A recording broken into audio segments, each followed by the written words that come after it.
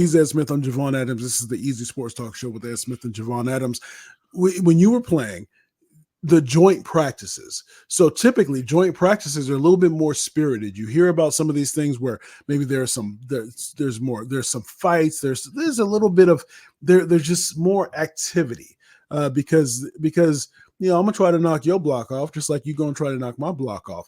Did you have that experience in joint practices, and what is your opinion on joint practices, and maybe what that can help, or maybe how it can hurt a team? Those are fantastic. If you're not going to play guys in the preseason, those are the next best thing. And the reason being, you finally when you're practicing against your own team, nobody wants to hurt the other guy across from them. So there's no, it's like we're like, bruh, I'm trying to cut you off on this play. Just, let's just do this. So right. You do the dance with each other. Then when it's his period on the other side, hey, I'm trying to get to the other side of me. Okay, well, there's a lot of that goes on. When you finally get to the joint practices, now you go through all your individual drills against the other team as well. So as a tight end, you line up against their linebackers and their defensive ends, and you might have full, just like half line. So we're going to work guard, tackle, tight end against their tackle, defensive end, and then we might combo blocker, but this is all at full speed now. This is to the whistle now. The only thing you don't do, and this is taboo, you don't go to the ground. You don't cut a guy or anything like that. I mean, which for, as a tight end, I'm trying to cut a guy off in a game. He's in a hard 7 down there, and hey, bruh, I'm sorry, but I got to do it. And the second that whistle go, I'm going to get them legs, man. I got to get you on the ground somehow. You don't do that during even the joint practice. That's like you don't want to hurt anybody. Even that's going above and too far beyond. But as far as full hand-to-hand contact, and that's why you see a lot of the fights, because now it's all, I'm trying to show on my tape that I can handle what I'm doing against you and your team of your colors, and you're trying to show me up. I don't care where I'm on the depth chart on my side, where you are, it doesn't matter. I could be a 3 on the depth chart, and you could be a 1 or another 3 or whatever.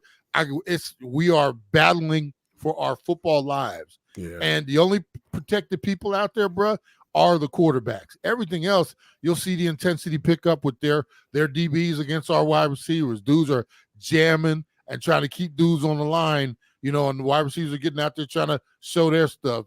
Tight end, I'm hand-to-hand combat with defensive ends, and so that's where it all, and then it all leads up to finally you'll have 2 or 3 joint practices, right?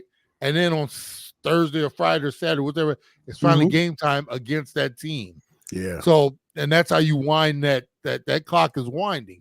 And for me, the joint practices, if you're not going to have dudes playing in the games, the next best thing is the joint practices. The only thing about the joint practices, though, which is unlike game, is you're not doing, like, say, first series of the season, Cardinals take the kickoff, get it to the 20. You might have a 10, 12, 13 play drive coming up, right? Yeah. That's real football.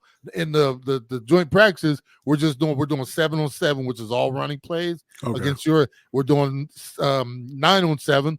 I'm sorry, 7-on-7 is all the pass skill stuff. So linemen, y'all go do something else. We're gonna run all of our routes in a 9-on-7, nothing but the run plays. So they know there's nothing coming but the run plays. And then we go to team and stuff like that. So it's all still scripted. We're going to run our stuff against, your interior and this and that. Obviously, in a game, it's, it could be 4th and 1 on the first drive. Hey, we're going for it. Get out. And, you get it. Now the drive is extended, and we're going to, it turns out to be a 12 or 15 play drive. Who's ready for a 12 play drive, 12, 15 play drive in the joint practice? Nobody's doing those yet. Right. So that's where it's separated, or even the joint practices, as good as they are, it's still just simulation, because once you get to the real thing, there's no scripting or anything like that. You go out there, interception on the first play, defense up, boom, you got to get out there. Whereas, on the 7-on-7, quarterback throws the interception, it's like, line it back up. Because we still got 6 or 7 or 8 plays for us to run, so the script is thrown out. But the joint practices, very important, because they're not doing as much in the preseason games. But like I say, you're still not getting 100% of what it's actually going to be out there. One of the things that if a coach has power, though, correct me if I'm wrong. Please tell me if I'm wrong.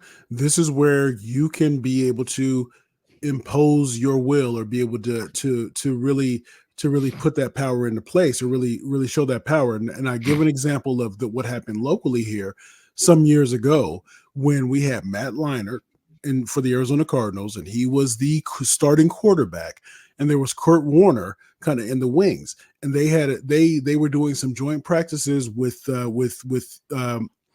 Tennessee Titans, and that's when Matt Leinart started to get that check down. They kept saying check down, check down, check down, because during those joint practices, all he was doing was checking down, and that gave the coaching staff, the Cardinals coaching staff, the look. We may have to go with somebody else, because this is just not going to work. And so those joint practices can reveal because it can reveal to you, if you're the head coach and you say, well, we still got to go with this wide receiver, this quarterback, this running back, even though, because that's what the owner says we got to do, or that's what the GM says we have to do. But if you have real power or real influence, that's where you're able to maybe do something like what Pete Carroll did when he decided to go with Russell Wilson all those years ago. Oh, yeah.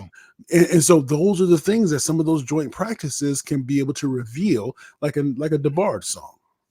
Yeah, no, that's absolutely correct. And you know what happens is, because everything is turned up in the joint practices, you can tell when a quarterback is feeling it, and you know he's got command, not just under center, but in the huddle and stuff like that. You know, because they're practicing everything, getting assigned, getting the stuff in his helmet. Is he having trouble relaying it to the team in the huddle? Is he nervous when they, because they have blitz periods and stuff like that? Now, they're not hitting the quarterbacks, but the quarterbacks know that they only have this much time now. So now they're dropping back, and it's like, because what will happen, instead of hitting the quarterbacks, they'll just run by them and like somebody sack, and, those go against you, because they're like looking at you like you got to get the ball out, or, and then, it's a lot can be told when the temperature gets turned up in those joint practices. And they get frisky, because you got to remember, the first few weeks used to be hitting against each other, and finally, like caged beasts, man. I mean, we're going to go hit somebody else now, and you can tell it's just the intensity picks up, because we get out there and we're getting our stretch on, and you're looking across and seeing dudes you haven't seen in 2 or 3 weeks, and we've been beating on each other for the last couple weeks, and now we get to go and against somebody else, and now it's our dudes against their dudes. And so it really does, like I said, it gets amped up.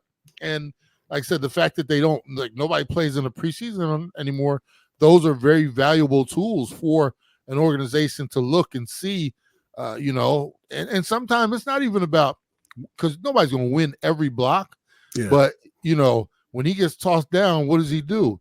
Does, sit there with his hand, or does he get back up and fight? I mean, you can tell a lot how people react. And like I said, that's what those practices are for. And it's, man, I've had me a flashback. I want to hit somebody. I might just go out.